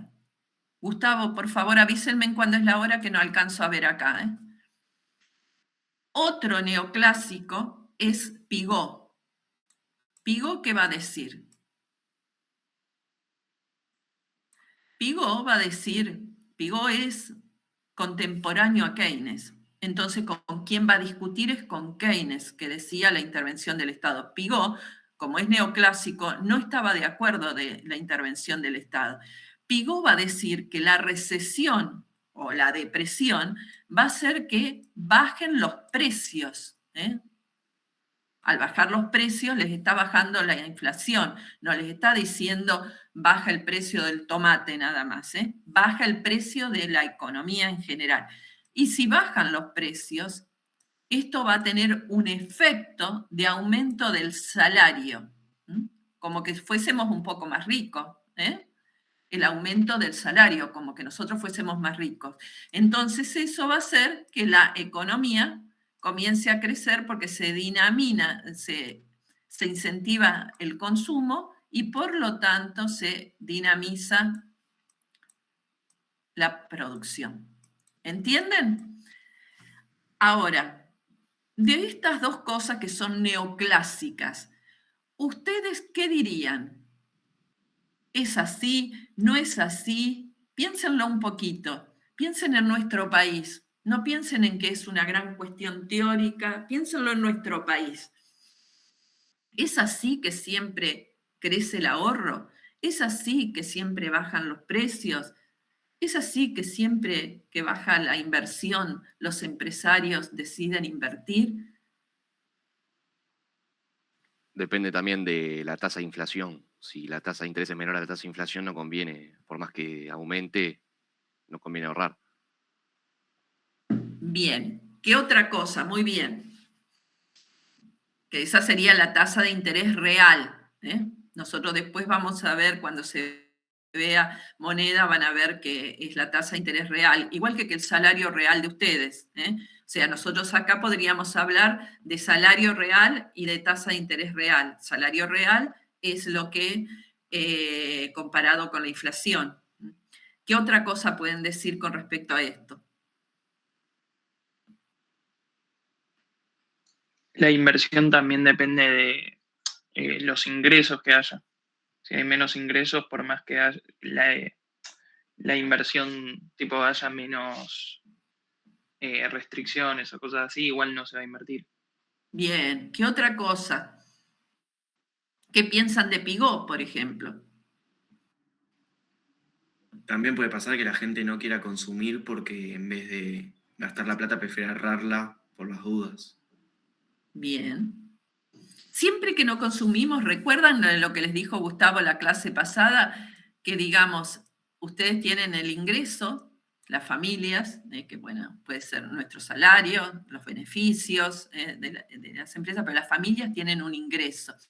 Ese ingreso pasa a ser después el ingreso disponible. ¿Qué es el ingreso disponible? El ingreso disponible es el ingreso que yo voy a tener menos los impuestos que tengo que pagar, por ejemplo, ganancias por el sueldo, más los subsidios que me da el Estado. Por ejemplo, algún subsidio en la energía. Entonces, Gustavo les dijo la semana pasada que el ingreso disponible se consume o se ahorra.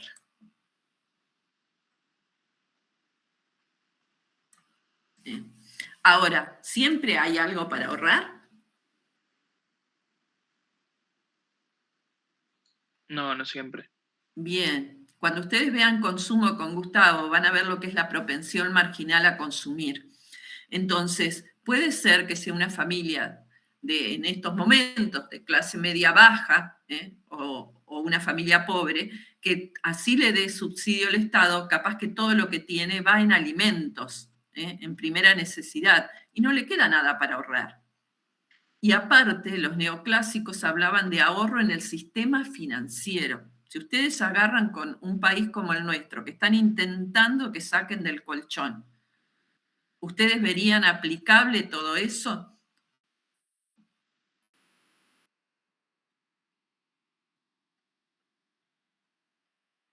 Hay una palabra mágica que es confianza, ¿no? Entonces, si yo voy a poner mi dinero en el banco, también quiero pensar que me lo van a devolver. Entonces, tengo que tener capacidad de ahorro, o sea, consumir y después consumir y que me quede un resto. Si llego justo o me tengo que endeudar, eso no va a suceder. Y de Pigó, ¿qué me podrían decir?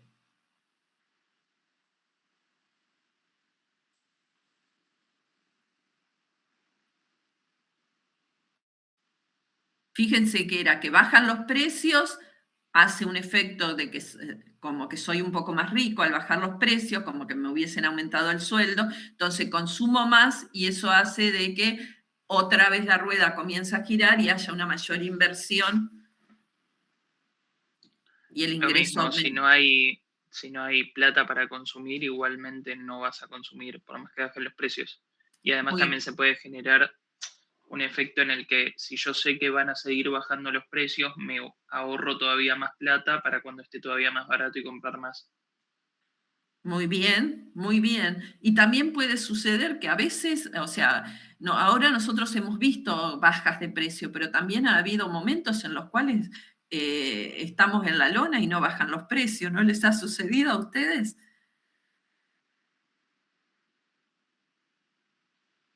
A veces sí. Por ejemplo, en la crisis del 2001, un departamento que salía a $86.000 bajó a 42.000 dólares. Entonces, digamos, ese precio bajó mucho. Todo va a depender también de la elasticidad de los precios que estamos hablando, ¿no? Entonces, bueno, estas son las reacciones neoclásicas con respecto a cómo salir de una crisis, ¿no? En ese momento. Ahora, ¿qué es lo que les contesta Keynes? Y este es un debate, digamos, que ¿dónde tengo esto? Se me pierde acá está. Se me pierde. Tengo a Keynes, yo les pongo así. ¿Keynes qué va a decir? Keynes va a decir que esto no, porque la gente puede ser que no tenga para ahorrar por más que le aumenten la tasa de interés, que tal vez el efecto es peor. Aumenta la tasa de interés y si la gente no tiene para ahorrar, es peor la recesión. Entonces, lo que encuentra Keynes es aumentar el gasto público. Pero fíjense en los años de los que estamos hablando. Aumenta el gasto público, ¿para qué? Por ejemplo, para dar créditos, ahora 12, ahora esto, ahora lo otro, o sea, para dinamizar, hacer puentes, es en la época de Roosevelt, es en la crisis, después de la crisis de los años 30, después de la Primera Guerra Mundial, en la cual había quedado devastada Alemania con una inflación enorme. Entonces, él dice, tiene que intervenir el Estado. Ahora hay una particularidad con esta intervención del Estado. Hay gente que ustedes van a escuchar al día de hoy que dice, bueno, siempre el Estado, pero Keynes no dice que la intervención del Estado es indefinidamente. Lo que dice es la intervención del Estado para salir de esa crisis. ¿Se entiende? Hay una diferencia. Entonces él va a decir que si aumenta el gasto público, llevado, por ejemplo, como para decirles unas obras de barrio, ¿no?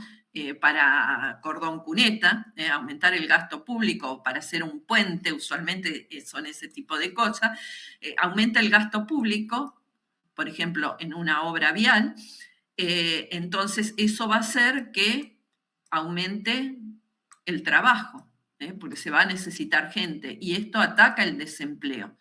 Y al atacar el desempleo lo que va a haber es un mayor ingreso, y ese mayor ingreso va a hacer que se pidan más productos, y ahí va a haber nuevamente una inversión. Lo que ustedes ven acá es que da vuelta la ecuación de los neoclásicos. Comienza por el consumo, no por el ahorro.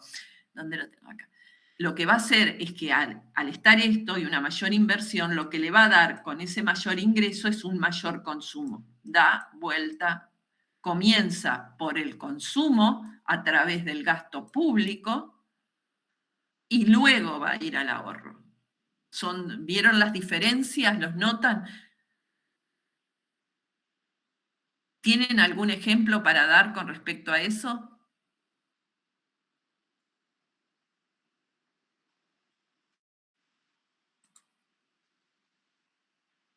¿No? Bueno, nada, vamos acá, vamos a seguir. Bueno. Sí, perdón, profe. ¿Sí? ¿Se me escucha? Sí, sí te escucho. Pensaba un ejemplo quizás en el gobierno de los 90, yendo un poco de la mano con el tema del desempleo, que justo no había, justamente la intervención estatal no era muy poca, y bueno, eso provocó que al no haber obras públicas, bueno, también todo el tema del cierre de los ferrocarriles y todo eso, obviamente influyó en el tema de que haya más desempleo, ¿no? Claro, hay un aumento de desempleo. Muy bien, muy bien, muy bien. Miren, la parte digamos, la idea es con estas cosas es que ustedes puedan participar, dar su opinión, digamos, basada en lo teórico que están viendo y también poder compartir. No es una charla política ni tampoco una charla de bar. Estamos hablando de teoría, pero en la idea de ustedes cómo eso lo pueden ver en la vida real, ¿no? Otra de las teorías es la de Minsky, que es la que se utilizó en los años 2008. Minsky ya no es del 2008, pero lo que se utiliza es a Minsky para las regulaciones. Entonces, la crisis de las viviendas, ustedes habrán visto la película esa, creo que era la del juego, no me acuerdo, tal vez ustedes se acuerdan alguno cómo se llamaba esa película, que es donde relata cuando se dan cuenta que la gente no va a poder pagar. Entonces se retoma nuevamente la teoría de Minsky, que lo que dice, que digamos, no es tan grande como la de los neoclásicos ni la de Keynes, sino que lo que va a decir es la necesidad de regular los mercados financieros para que estas cosas no ocurran. Entonces, ¿Qué dice con respecto a regular los mercados financieros? Cuando veamos nosotros ahora unos gráficos, vamos a ver que usualmente se da cuando la tasa de interés es muy baja y no hay control con respecto a quién se les entregan los créditos. Entonces, de estos ciclos que hemos ingresado ya a lo que es entonces hemos visto, resumiendo la parte de ciclos, vimos los ciclos a través de los neoclásicos, tomando en cuenta a Say y a Piaget. Esos dos tómenlos en cuenta, porque de eso se habla mucho hoy en día, que si hay que incentivar la oferta, bajar la tasa de interés para ver si los empresarios toman crédito y a su vez compran bienes de capital y hay una mayor producción o toman empleados. Piaget con respecto a bajar los precios y entonces haya un mayor consumo, y Keynes con la participación del Estado. Vimos a Kondratiev los ciclos largos que tienen que ver más que nada con el desarrollo. Vimos también a Schumpeter, que es la destrucción creativa, o sea que se dan estos ciclos por cambios tecnológicos, pero esto trae una nueva innovación que trae también con ello trabajo, ¿no? También vimos a Marx, que había muchas contradicciones dentro del sistema, y Marx además va a decir que el precio del salario va a bajar en cuanto más desocupación haya, y la tasa de ganancia también, si la tasa de ganancia baja de los empresarios, también va a haber menos empleo. Bueno, son muchos más, son muchísimos más, pero a quedarnos con esto, más lo que les tiene escrito Gustavo. Hasta ahí llegamos con qué son los ciclos. Entonces vemos que hay ciclos de euforia y todo. Fíjense este patrón de las manías, y con este patrón de las manías que ustedes están viendo, yo les quiero relatar una de las primeras manías que hubo en la historia. Fíjense que dice: aumento de los precios de materias primas, bienes raíces o acciones asociados a la euforia. Vieron que todo, vamos al Bitcoin, ¿no? Cuando comenzó en los años 2000, todo lo que era el Nasdaq, todo lo que era la innovación tecnológica. Los bienes raíces significan, por ejemplo, las viviendas en el 2008. Bueno, ahí dice, aumento de los precios de las materias primas, la soja, el petróleo, ¿sí? Vamos a ver todo el tema de los minerales raros, ¿no? O sea, hay un montón de cosas asociadas a esto. Aumenta la riqueza de los hogares y también los gastos. Sensación de nunca ha ido tan bien. O sea, estamos ganando mucho, nunca estuve mejor. Los precios de los activos llegan a su punto máximo. Las viviendas era un boom en todos lados. Fue en los años 90 en Japón, en los años 2000 en España, en toda Europa, en Estados Unidos. Bueno, eso un boom. Qué bien que estoy logrando el crédito.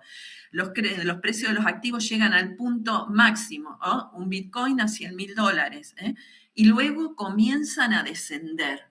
La implosión de la burbuja lleva a la disminución de los precios de los productos básicos, acciones y bienes raíces. Se desploman. En el 2008, en el 2001 que yo les decía, se desploma en diciembre el precio de la vivienda en Argentina. Y ustedes van a ver que cuanto más mala racha haya, cuanto mayor se profundice la recesión, se van a conseguir, digamos, por ahí locales más baratos. O sea, porque la gente necesita dinero. Algunas crisis financieras fueron precedidas por un rápido incremento en el endeudamiento de uno o varios grupos de prestatarios en lugar de un rápido incremento en el precio de un activo o de un valor. ¿Qué pasó? Tomaron deuda. Pudieron haber tomado los privados, pero también los estados. Esto que dijimos, el default del 82, el default nuestro, cuando dice no pagamos la deuda externa. Bueno, esa cuestión del endeudamiento también produce esas crisis. Y lo que yo les decía de que son años y años, digamos, con el tema de las crisis. Miren, yo hace poco estuve en Estambul. Y hubo hablando con alguien, con un guía, él hablaba de lo que eran los precios de los tulipanes. Yo tenía entendido de que los precios digamos que el tulipán era algo de Holanda. En realidad llega a Holanda desde Turquía. sigue siendo ahí un gran cultivo, pero lo que es la crisis no se da en Turquía, se da en Holanda. ¿Por qué? Porque ese bulbo comenzó a ser, digamos, un objeto preciado para las clases aristocráticas de Holanda. Entonces, cada bulbo comenzó a aumentar más de precio. Es más, se comienza a vender, a cotizar a futuro, un bulbo a futuro. Y si se pensaba que ese bulbo era de tulipanes rayados, más era digamos, el precio del bulbo. ¿Qué pasó? Comenzó a bajar de precio, los bulbos no estaban a futuro, la gente empezó a vender. Digamos, cuando llegó a ese punto máximo, la gente empezó a desprenderse, digamos, de lo que había comprado, y entonces eso bajó de precio. Hay montones de libros, si ustedes en internet, con inteligencia artificial pueden googlear, de cómo bajó ese precio. Entonces esa es una de las primeras crisis que tenemos. Van a tener otra, digamos, con respecto a Inglaterra y Estados Unidos, cuando pensaron, digamos, que lo que se iban a encontrar en Estados Unidos iba a parecerse a lo que se encontraron en Latinoamérica, especialmente en Centroamérica, con respecto a quienes trabajaban la tierra, y bueno, no se encontraron con eso, no se encontraron con el oro que había en México, ¿no? Entonces, eso también empezó a caer y se produce la crisis de los mares del sur, ¿no? Bueno, hay muchas de esas crisis, pero acá vamos a ir a las que son nuestras, ¿no? Las que se hacen después de los años 70, después veremos una diferenciación entre la crisis del 30 y la del 2008. ¿Vamos bien? ¿Se entiende? ¿Están ahí? Sí, profe. ¿Se entiende? Bueno, ustedes pregunten cualquier cosa que quieran saber. Bueno, acá lo que tienen es este gráfico que va a reflejar, digamos, el índice bursátil de estos. Está hecho sobre 23 países desarrollados, ¿no? Momentos claves que marcan tanto las burbujas especulativas como las diferentes crisis desde los años 70, acá es hasta el 2006, porque después tenemos la del 2007 en otro. Bueno, acá fíjense en el shock petrolero. Si nosotros viéramos todas las crisis en Estados Unidos, vamos a ver acá lo cambiante que fue, digamos, con respecto a este shock petrolero y la inflación y la cantidad de oferta monetaria y de emisión que largó la Fed, ¿no? Que viene a ser como el que aglutina a todos los bancos regionales en Estados Unidos, su banco central. Entonces, bueno, tenemos el primer shock petrolero en el 73. Bueno, acá también es un tema del banco. Acá tienen un problema argentino, que es en el año 80. También un aumento después, esto tiene que ver con la política de Martínez de Oz, y viene desde el año 75 con el Rodrigazo, que es el aumento que ustedes lo habrán visto ya en Industria y Sociedad, a esa parte histórica, que es el aumento aceleradísimo de la inflación. Acá tienen la crisis de los nuevos países industriales, dice, pero en realidad es el default de México en el 82, y acá nosotros tenemos la guerra de Malvinas además, pero este es el default, el no pago de la deuda de América Latina. ¿Por qué? Por el aumento de la tasa de interés, la tasa variable. Acá, cuando se toman los grandes créditos, es la tasa de interés en este shock petrolero. Fíjense que no aumenta tanto, digamos, el precio como había aumentado acá en el primer shock petrolero. Entonces tenemos una tasa de interés baja, pero después va a aumentar y ahí se produce el default de América Latina. Bueno, otra de las cosas que vamos a tener acá, bueno, acá tenemos la crisis inmobiliaria de Japón en el 90 al 91, realmente lo dejó hasta el día de hoy con problemas a Japón. La crisis mexicana, lo que nosotros le denominamos el tequilazo, que es en el año 94, a nosotros nos va a pegar muy fuerte en el año 95, que va a ser Menem quien va a pedir, quien nos saca de eso es un préstamo del Fondo Monetario. Recuerden que en ese momento estábamos en convertibilidad, y para poder sostener el 1 a 1 había o que privatizar, y si no había más que para privatizar, solo se podía, si no era por ingresos genuinos, digamos, de empresas extranjeras o ingresos genuinos por exportaciones, que ya no eran tales, la cuestión era a través del Fondo Monetario, porque una vez que se corta lo que es los préstamos privados del mundo financiero, y bueno, queda el rescate del Fondo Monetario y del Banco Mundial. Acá tienen la crisis asiática, que es la gran devaluación de los tigres asiáticos en el 97. En el 98 se va a dar una gran crisis en Rusia, también con devaluación. Ya habían salido, ellos salen en el 89 de todo lo que es la ex Unión Soviética, y lo que nos va a dar a Argentina el tiro de gracia es esta crisis, la crisis de Brasil del 99.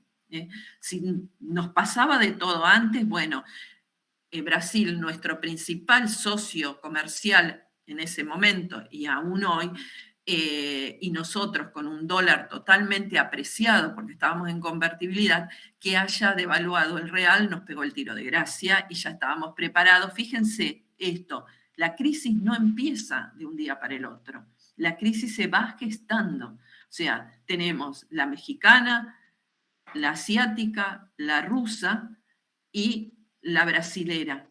Pero ¿qué pasa entre medio? Nuestra convertibilidad, que pudimos haber salido en el año 97, que estamos en el periodo de auge de Argentina, que lo vamos a ver, no se salió por cuestiones políticas o por otras cuestiones, no se sale de la convertibilidad y quedamos atados a la convertibilidad, y cuando veamos tipo de cambio en este curso vamos a ver qué significa el Banco Central y la apreciación del tipo de dólar.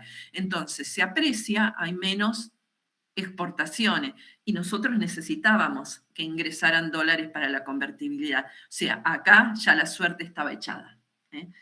En un momento manda Cavallo lo de la convertibilidad ampliada, que es hacer una canasta junto con el euro, eso no se aprueba, y bueno, estaba todo dicho. En el 2002, acá se produce la burbuja de Internet.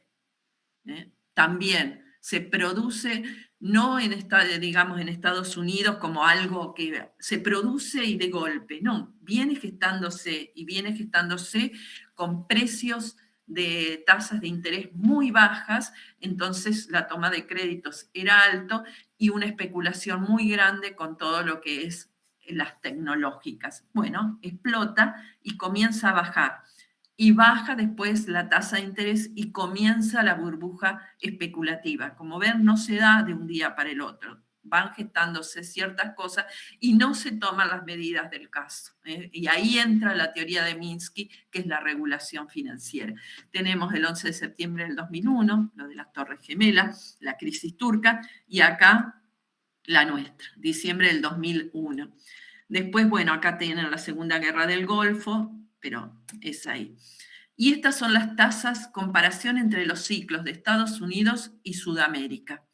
¿Qué me pueden decir ustedes si miran esta comparación de ciclos? Es de entre el 74 y el 2008, que es hacia la gran crisis del capitalismo. ¿Qué ven ustedes en este gráfico con respecto a los ciclos? Entonces, acabamos de ver ciclos, acabamos de ver cómo se va gestando, digamos, las distintas crisis, que es una manía, porque la gente escapa de cuando comienza a bajar, es un efecto de falta de confianza, para que financieramente se confíe en esos bonos y no se empiece a desprender la gente de los bonos o de las acciones, porque se dice una empresa va a quebrar y todo el mundo sale a vender esas acciones, hace que bajen los precios. Al bajar los precios de los bonos, también algunos lo ven como un momento de comprar, porque baja el precio, sube la tasa de interés. ¿Qué sube la tasa de interés para poderlo poner en otro activo o en otro país? Eso lo vamos a ver más adelante, ¿no? Pero hemos llegado a este gráfico donde comparamos los ciclos económicos de Estados Unidos y de Sudamérica con esas crisis. ¿Qué pueden decir ustedes de esto? Que las de Estados Unidos son como mucho más controladas, o sea, sube y baja, pero menos, y las de Sudamérica son mucho más abruptos todos los cambios. Muy bien, muy bien, muy bien. ¿Alguien tiene alguna otra cosa? Pero digamos, eso es importantísimo ver esto. y cómo es que Estados Unidos, digamos, puede hacer eso de los ciclos, cómo maneja la tasa de interés. Y sí, y fíjense que ustedes ven acá los años 70, fíjense que dice acá, ¿dónde tengo? Crecimientos paralelos y flujo de capitales, es la gran toma de deuda externa. Aumento de la tasa de interés, y fíjense cómo cae América Latina, con la crisis de deuda, acá lo tenemos. Y además, ¿qué otra cosa podrían decir de este gráfico? Además de esto que vos decís, que está muy bien dicho, los ciclos no fluctúan de la manera que fluctúan, nos golpean en América Latina. En Sudamérica está hecho.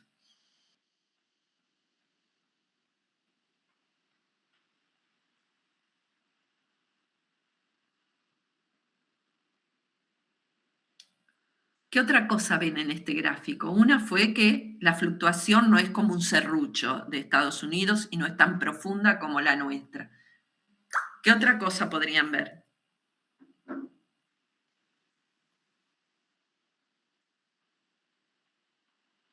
¿Qué sucede entre las dos líneas? Tiene ciertos picos tipo muy grandes, muy abruptos. Sí, tiene ciertos picos grandes, sí, tienen ciertos picos grandes. ¿Y qué otra cosa más? Fíjense, estas tasas, dice tasas medias móviles de variación del PBI. ¿Qué pasa con el crecimiento? ¿Cómo es el ciclo del crecimiento ese? ¿Qué pueden observar en este ciclo? Es una foto de lo que ha sucedido. Si ustedes les presentan esto, ¿qué dirían? ¿Qué estaba pasando en los países en ese momento? ¿Qué pasaba en Estados Unidos? ¿Qué pasaba en Sudamérica con respecto a la variación del Producto Interno Bruto?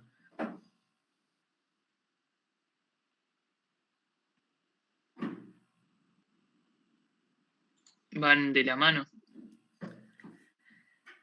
¿Van de la mano en todo momento o qué sucede?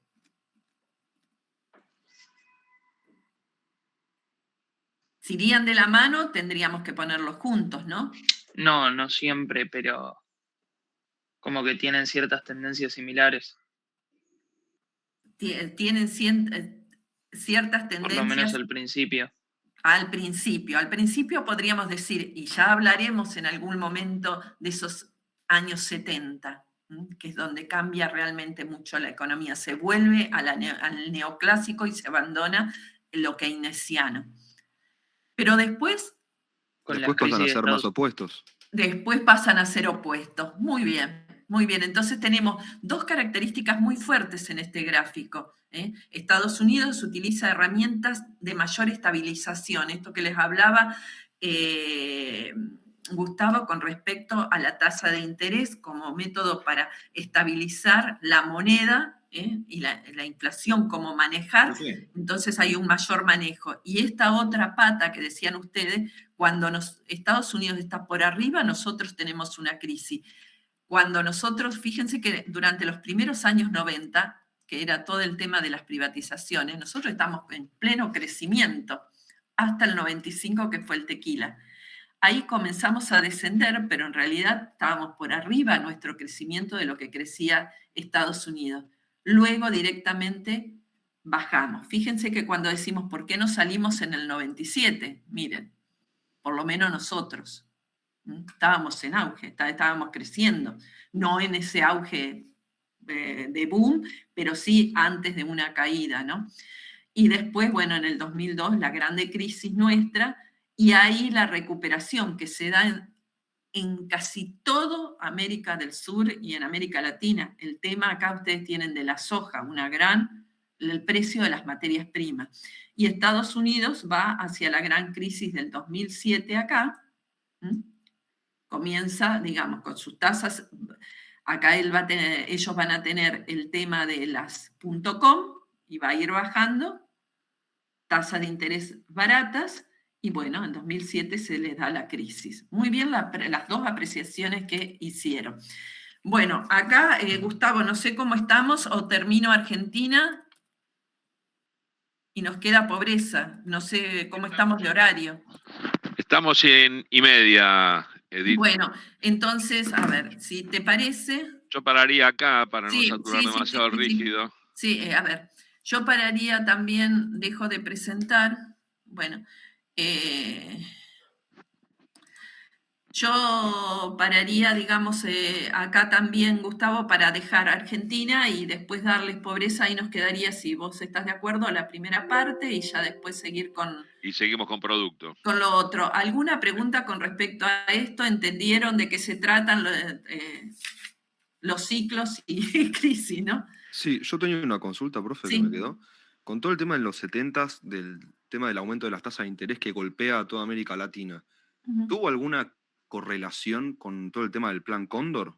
¿O fue algo premeditado por parte de Estados Unidos eso? Mira, yo eso no lo tengo como confirmación porque lo que aumenta es el crédito del endeudamiento. Eso a veces se habla con respecto también a las dictaduras de América Claro, Latina. por eso. O sea, me Pero, llama la atención que... digamos, el tema de Malvinas fue en el 82, el aumento de la tasa de interés se da un poco antes. Yo no lo haría directamente una relación del Plan Cóndor con respecto a los default de América Latina.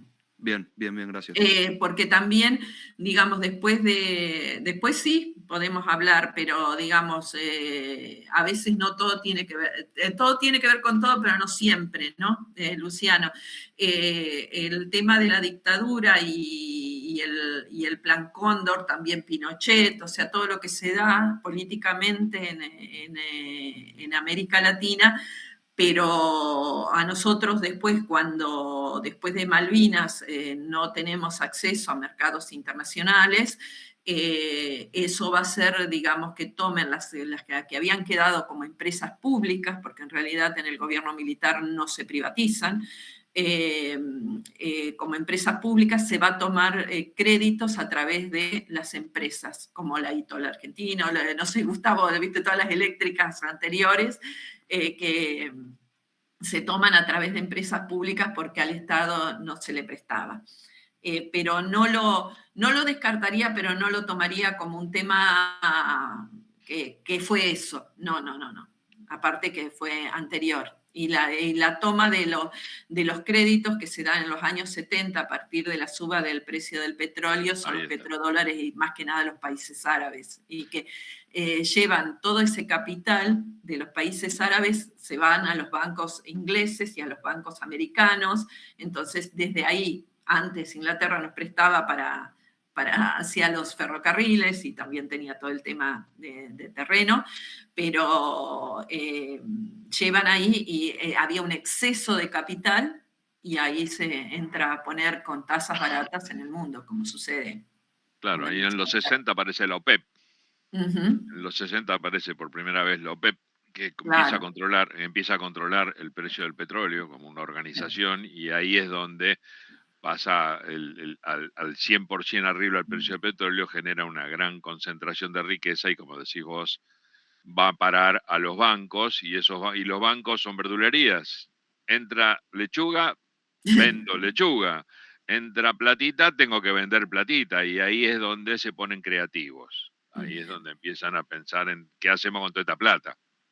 Claro, y aparte, miren, yo la próxima semana les puedo agregar ahí yo la presentación se las voy a subir después que terminemos la próxima semana, como porque es una presentación para que ustedes tengan, digamos, como algo general, pero les voy a mostrar cómo fue la inflación en los países desarrollados en ese momento. También se fue al doble. Lo que pasa es que nosotros el doble le llamamos cuando estamos en 100 de inflación, pero los países desarrollados le llaman el doble cuando llegan al 9, ¿no? O sea, del 3 pasan al 6 y entonces es para ellos un montón.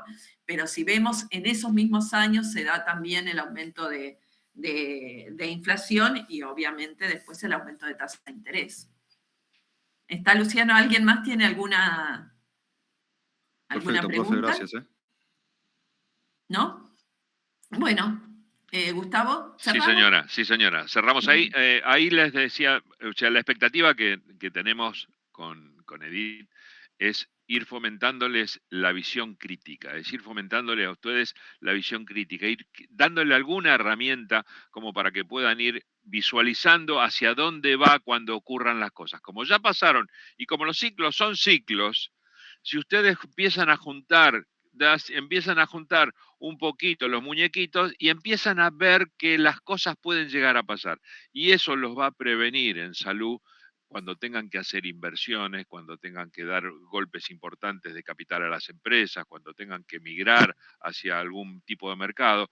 Hagan estos manejos, van a aprender, y esta es la expectativa, que aprendan a mirar los gráficos, como dice Edith, que empiecen a mirar no solamente la micro, sino que empiecen a mirar a ver cómo estamos afuera, qué es lo que nos puede pasar afuera. Y como los ciclos son ciclos, si ustedes ven que venimos para abajo, tal vez no sea el mejor momento para hacer una erogación o una inversión. Y por ahí sí, o por ahí es el momento donde todo se abarató y decir, acá es donde la ponemos. Aparte, fíjense de esto que decía Gustavo, el tema de la crisis de confianza, o hay temas institucionales que ustedes tienen que ver en su carrera, tal vez no, digamos, ven ahora economía general, tal vez después tienen finanzas o, digamos, otras cosas, pero que a ustedes les quede que todo eso que se les está dando en economía general no es algo que, digamos, que está ahí en una nebulosa, sino que es una economía aplicada, ¿no? Que ustedes la pueden ver en el día a día, ¿no? Y fíjense que cuando hay una elección y sale mal, ¿qué pasa? La tasa de riesgo país, que ya la veremos cuando veamos moneda, la importancia del tipo de cambio y la tasa de riesgo país, especialmente para un país como el nuestro, ¿eh? Algo especial, Argentina, sí, Japón diría. Entonces se dispara. Sí. ¿Por qué se dispara la tasa de riesgo país? Y eso te aumenta la tasa de interés. Entonces, tienen que ir aunando los conceptos, pero no se queden con la lectura del diario como que fuese, eso es lo único, digamos, o sea, que usted en macroeconomía o microeconomía es lo que vemos en televisión, en radio o en la lectura. Tienen que ver, chicos, también la parte teórica, ¿eh? Claro, hay que formarse. Hay que formarse, sí. Hay que formarse opinión. Esa es la bueno, expectativa que tenemos. Gustavo. Chicos, gracias, Edith. Chau, un placer, chau, como siempre. Próxima. Muchas gracias. Chau, chicos. Chau. Hasta la próxima. Que tengan un lindo fin de semana. Chau, chau. Chau, chau, chau. Chao, profe, gracias. Chau, chau.